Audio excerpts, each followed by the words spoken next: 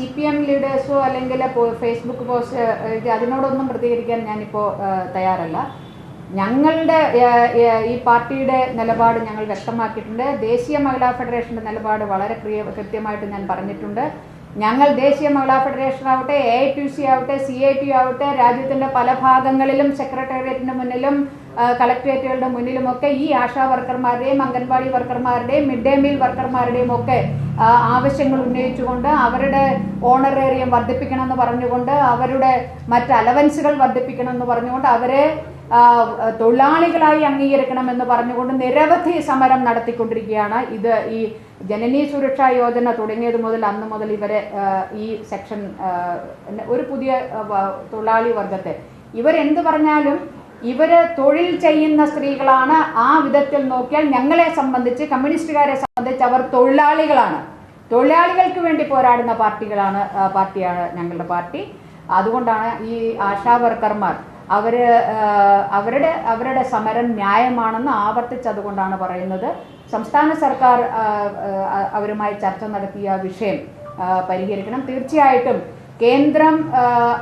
കേന്ദ്രമാണ് അവരെ തൊഴിലാളികൾ എന്ന് അംഗീകരിക്കേണ്ടത്. സുപ്രീം കോടതിയുടെ മുന്നിൽ പോലും കേന്ദ്രം അത് UPA കാലത്തും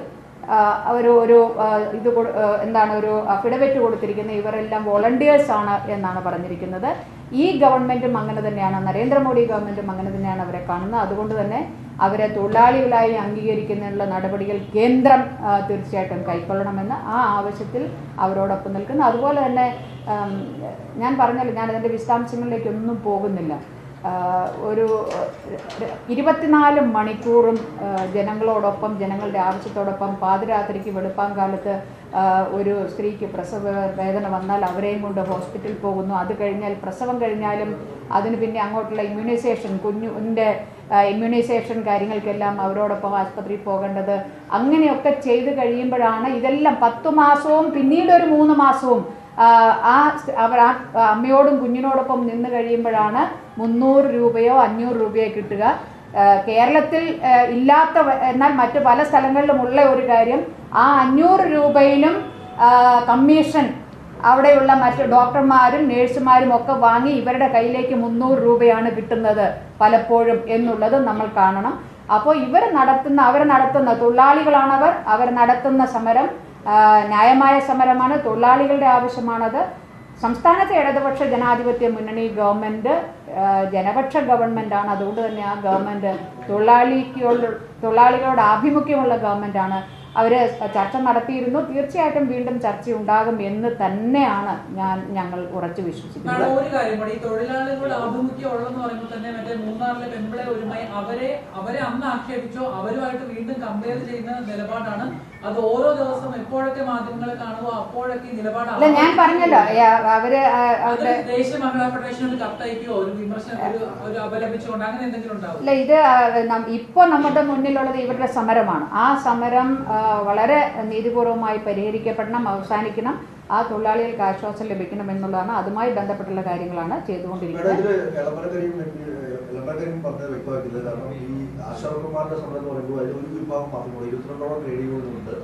ഇതൊരു കൂട്ടായ രീതിയിലുള്ള സമരം, പ്രത്യേകിച്ച് രാഷ്ട്രീയമായ സമരത്തെ ചിലവ് ഉപയോഗിക്കുന്നു. അപ്പോൾ അവിടെ ഈ യോഗത്തിന് വേണ്ടി ഇപ്പോൾ സർക്കാരിന് ആവശ്യപ്പെട്ടിട്ടുണ്ട് എന്ന് അദ്ദേഹം പറയുന്നു. അതോടൊപ്പം തന്നെ മറ്റു പ്രധാനപ്പെട്ട കാര്യം, ഇത് കേന്ദ്ര സർക്കാരിൻ്റെ ഒരു പദ്ധതി, കേന്ദ്ര സർക്കാരിനാണ് ഇത് ഓർഡിനറിയും സർക്കാർ നടക്കുമ്പോഴും കേന്ദ്ര സർക്കാർ ഇതിന് ഇൻസെന്റീവ് അടക്കമല്ല, അതിന് വലിയ കുടിശ്ശികയുണ്ട്. അതൊക്കെ ഏറ്റവും വലിയ പ്രധാനപ്പെട്ട പ്രശ്നം അതല്ലേ? തീർച്ചയായിട്ടും കുടിശ്ശികയുണ്ട്. അതാണ് ഞാൻ പറഞ്ഞത്, കേന്ദ്രം തൊഴിലാളികളായി അംഗീകരിക്കുക എന്നുള്ളത് ഒരു പ്രധാനപ്പെട്ട കാര്യം. അതുപോലെ തന്നെ ഈ കുടിശ്ശിക കൊടുക്കുക എന്നുള്ളത്, ഞാൻ ഇതിന് മാത്രമല്ല, ഇത് ഒന്നുകൂടി ഇതിൻ്റെ കൂടെ ചേർത്ത് പറയുക. ഈ old age pension, widow pension, അതിൻ്റെ പോലും കേന്ദ്രത്തിൻ്റെ 200 രൂപയും 300 രൂപയുമാണ് അന്ന് കൊടുക്കുന്നത്. എന്നിട്ട് അതുപോലും അതിൻ്റെ ഫണ്ട് പോലും കൃത്യമായിട്ട് കൊടുക്കാത്തതുകൊണ്ട് സംസ്ഥാന സർക്കാരിന് വലിയ പ്രയാസമുണ്ട് അക്കാര്യത്തിൽ. പക്ഷെ നമ്മളെ ഒന്ന് കാണേണ്ടത്, ഇങ്ങനെ കേന്ദ്രം അങ്ങനെ ഫണ്ട് തടഞ്ഞു വെക്കുമ്പോഴും ഈ ഓണറേറിയം കേന്ദ്രം തരുന്നതിനേക്കാൾ കുറെ കൂടി ഇവരുടെ തൊഴിലിനെ അംഗീകരിച്ചുകൊണ്ടാണ്, ഇവരുടെ ലേബർ അതിനെ റെക്കഗ്നൈസ് ചെയ്തുകൊണ്ടാണ് സംസ്ഥാന സർക്കാർ ഈ ഓണറേറിയം വർദ്ധിപ്പിച്ചു കൊടുത്തിരിക്കുന്നത്. അവർ ഓണറേറിയം കുറച്ചുകൂടി വർദ്ധിപ്പിക്കണം എന്നാണ് ആവശ്യപ്പെടുന്നത്. അവരും സമരം ചെയ്യുന്ന തൊഴിലാളികളും ഈ വസ്തുതകളെല്ലാം മനസ്സിലാക്കി കേന്ദ്രത്തിൻ്റെ നിലപാടും ഇതൊക്കെ തന്നെ മനസ്സിലാക്കി ന്യായമായ ആവശ്യങ്ങൾ ആയിരിക്കണം അവർ ഉന്നയിക്കുന്നത് എന്നാണ് എനിക്ക് തോന്നുന്നത്.